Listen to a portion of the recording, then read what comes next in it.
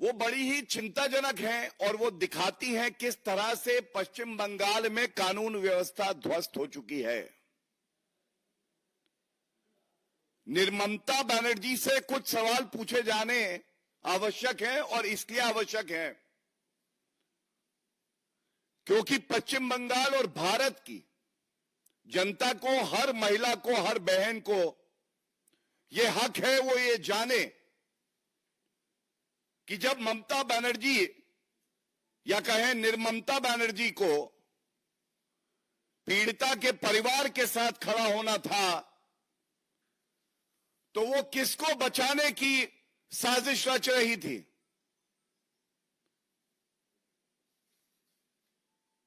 ये सबसे पहले जो कलकत्ता हाईकोर्ट का आदेश आया है और इसमें जो निर्देश है वो आपके समक्ष रखूंगा। जो ऑब्जर्वेशंस हैं, हर नागरिक की रूह कांप जाएगी। ये जंगल राज ममता बनर्जी का जो पश्चिम बंगाल में है ये कर क्या रहा है, और कोई राजनीति नहीं है, लेकिन कुछ कड़े सवाल जरूर हैं जो पूछे जाएंगे। इस पिटीशन में याचिकाकर्ता जो मृतक है, द डिसीज्ड, उसके पेरेंट्स हैं। ये बड़ा अहम है। ये जो आरोप लग रहे हैं, ये आरोप लगा कौन रहा है? आरोप लगा रहा है एक पीड़ित परिवार जो अपनी बेटी के लिए न्याय मांग रहा है, एक महिला मुख्यमंत्री ममता बनर्जी से। और ममता बनर्जी को पीड़ा नहीं हो रही, दर्द नहीं हो रहा, और यह कहना गलत नहीं होगा कि निर्ममता बनर्जी की न्याय देने की क्षमता पे सवाल उठा है। आज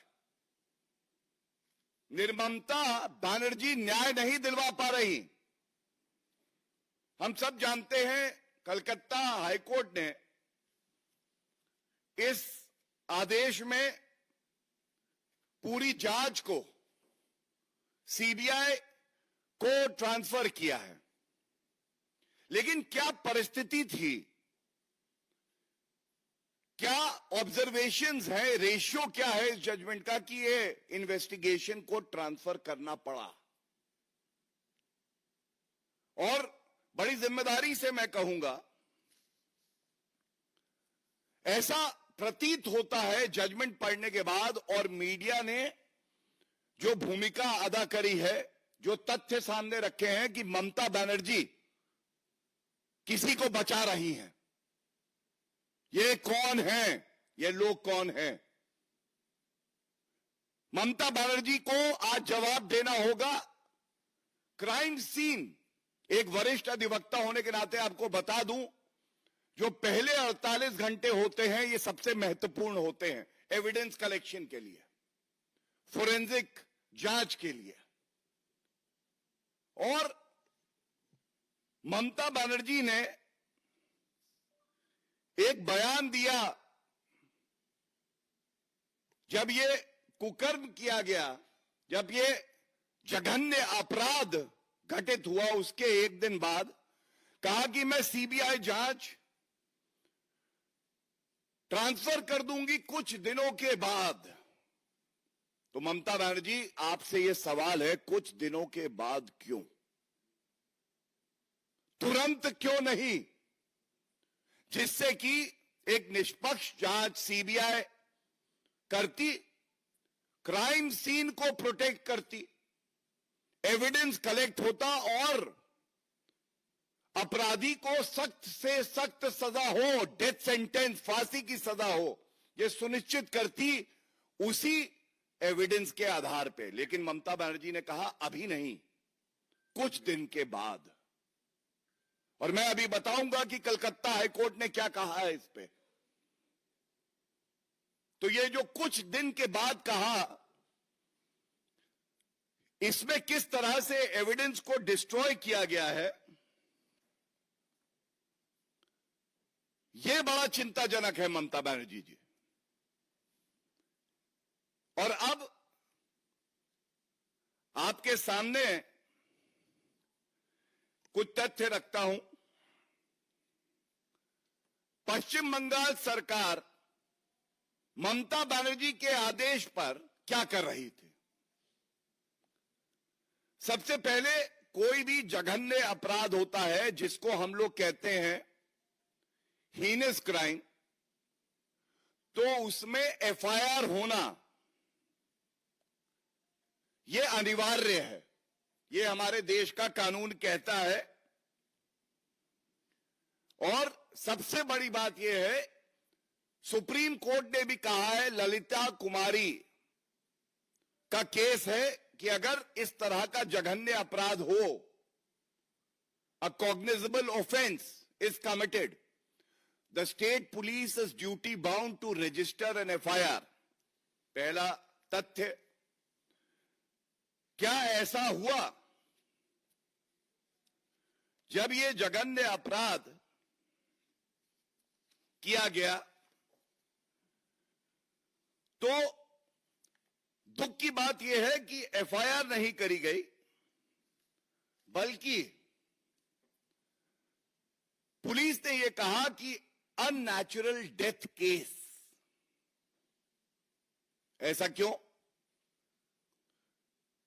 क्योंकि पीड़ित परिवार का जो दलील कोर्ट में है, इस पे ध्यान दीजिएगा,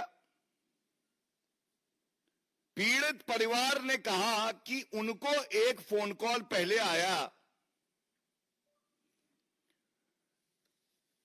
और इस फोन कॉल में उनको बताया गया कि आपकी बेटी, जिसने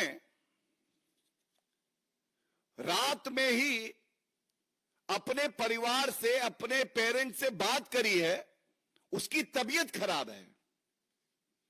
ये पैरा 13 में है और मैं इसलिए पढ़ूंगा क्योंकि ये जानना आवश्यक है कि कैसे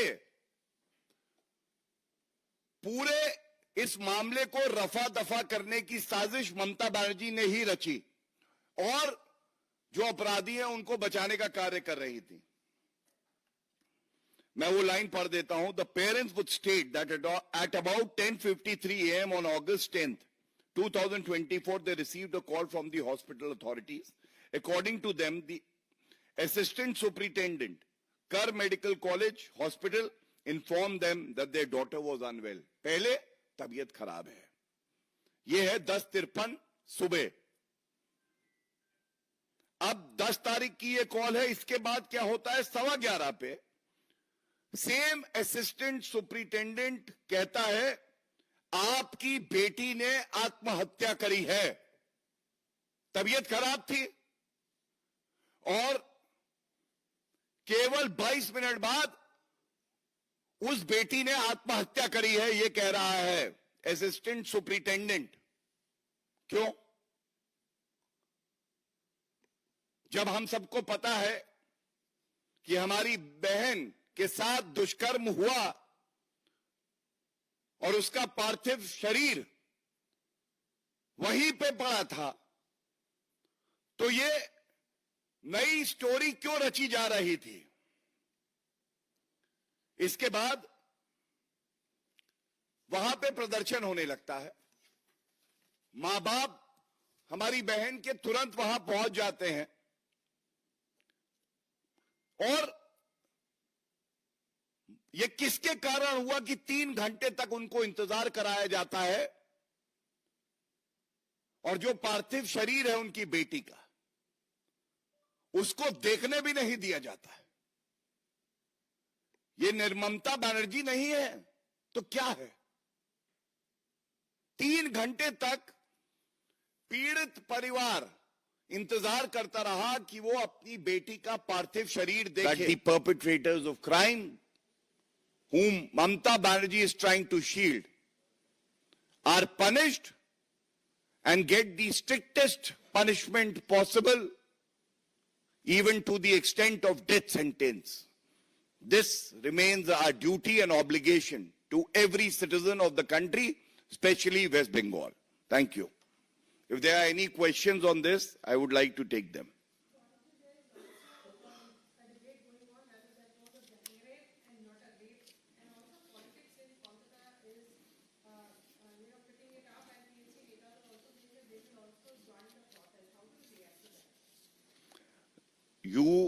raise a very pertinent point, and the very fact that parents, and I am relying on the judgment of the Calcutta High Court again, it clearly mentions that after a wait of 3 hours, when the parents entered the place of occurrence of the crime, and I don't want to dwell deeper into it because it is agonizing, it is painful for us also.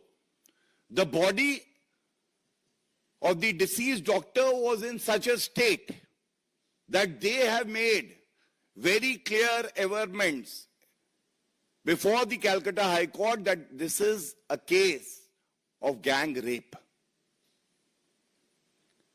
But this was dismissed by the police of West Bengal. No FIR was registered.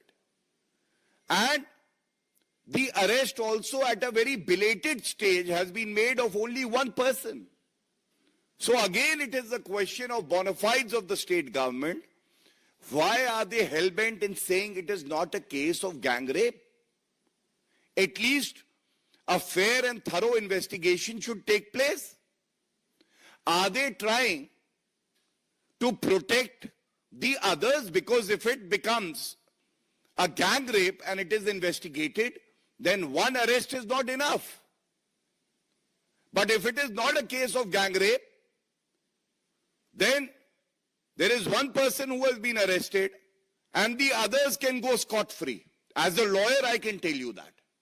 And that is why this theory that no, she's unwell, stage number 1, stage number 2, she committed suicide, stage number 3, principal resigns when he should have stood with the protesting doctors over there, stage number 4, no gang rape. Is the investigation over? So, this question raised by you is also a question that is in everybody's hearts. And the Calcutta High Court has very clearly referred to this averment made by the parents of the victim. And therefore, the silver lining, we cannot bring back our sister to life again. But yes, we are committed to ensure the family gets justice. Justice that sets an example that no matter, even if the chief minister of the state is protecting you, the law will catch up. You will be hanged to death. That is the strong message the nation wants to see coming from all investigating bodies, and CBI will ensure that. एक please.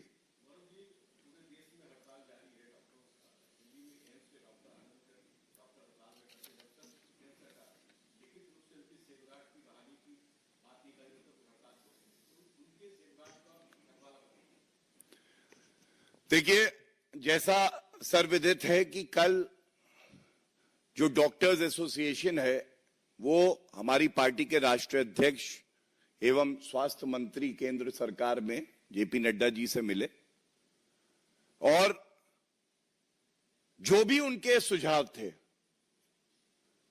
उसके बाद उनका वक्तव्य आया कि उन्हें उम्मीद है कि जो उनकी मांगे हैं उनको सुनने के बाद ठोस कार्रवाई होगी और हम प्रतिबद्ध हैं. और अगर डॉक्टर हड़ताल पर हैं, शायद निर्ममता बनर्जी ये ना समझ पाए कि उनका दर्द क्या है, लेकिन भारतीय जनता पार्टी और केंद्र सरकार संवेदनशील है. हम समझ सकते हैं उनका दर्द क्या है और जो भी उचित ठोस कदम उठाने होंगे, जो भी हमारे जो डॉक्टर फ्रेटर्निटी है उनकी मांगे हैं उस पर विचार करके उठाए जाएंगे. लेकिन सवाल यह भी है, सरकारी अस्पताल में अगर डॉक्टर्स, खासकर महिला डॉक्टर सेफ नहीं है, law and order being a state subject under the constitution, तो क्या ममता बनर्जी को रिजाइन नहीं करना चाहिए? यह बड़ा सवाल है. केंद्र सरकार अपना काम करेगी, लेकिन कानून व्यवस्था की जिम्मेदारी जब ममता बनर्जी ने शपथ ली थी तो उन्होंने अपने ऊपर ली थी. आज वो विफल हो गई और इसलिए हम मांग करते हैं कि उनको इस्तीफा दे देना चाहिए। हमारे देश की, पश्चिम बंगाल की एक भी बेटी के साथ ऐसा दोबारा ना हो। और ममता बनर्जी, जैसे मैंने कहा, आज ममता बनर्जी की क्षमता पर सवाल उठा है कि क्या वो ऐसा वातावरण डॉक्टर्स को, नागरिकों को दे सकती हैं जिसमें भय ना हो। यह बड़ा सवाल है। हाँ जी,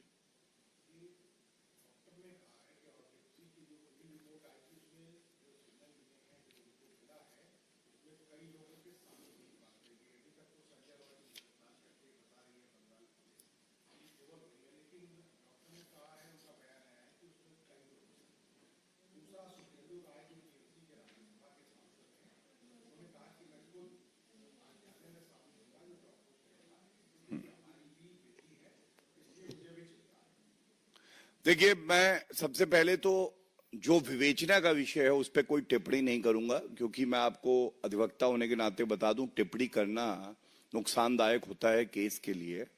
लेकिन जो जजमेंट में बात आई है, मैं उस पर रिलाय करते हुए आपकी बात का जो प्रथम हिस्सा था उसका उत्तर दे चुका हूं। दूसरा हिस्सा जो आपका है, जो रक्षक होता है, जिसकी जिम्मेदारी है कि हमारी बहनों को, बेटियों को सुरक्षित वातावरण दे, वो प्रोटेस्ट अपनी गलती पर नहीं कर सकता। उसकी जिम्मेदारी है कि वो सुरक्षा प्रदान करे। अगर तुम प्रोटेस्ट कर रहे हो, इसका मतलब है तुम मान रहे हो तुम विफल हो। इसका मतलब यह है ममता बनर्जी को तुरंत रिजाइन कर देना चाहिए, क्योंकि तुम्हारा अपना नेता कह रहा है मैं प्रोटेस्ट करूंगा। प्रोटेस्ट किसके खिलाफ करोगे? सरकार के खिलाफ। ममता बनर्जी मुख्यमंत्री हैं, वो विफल हुई तभी तुम प्रोटेस्ट कर रहे हो। तुरंत इस्तीफा दो, हम सुरक्षित करेंगे। हर बेटी को सुरक्षित करने की जिम्मेदारी हमारी है। तो ये प्रोटेस्ट का नाटक चलेगा नहीं। और मैं इतना जरूर कह दूं कि जो हमारी बहनें, जो नागरिक प्रोटेस्ट कर रहे हैं पूरे देश में, ये एक मजबूत संदेश दे रहे हैं ऐसे मुख्यमंत्रियों को जिनको खड़ा होना है पीड़ित परिवार के साथ, और वो खड़े हैं दुष्कर्मियों के साथ, उनके साथ जो भक्षक हैं समाज के, जो दरिंदे हैं, जिनको फांसी की सजा महसूस नहीं करती है।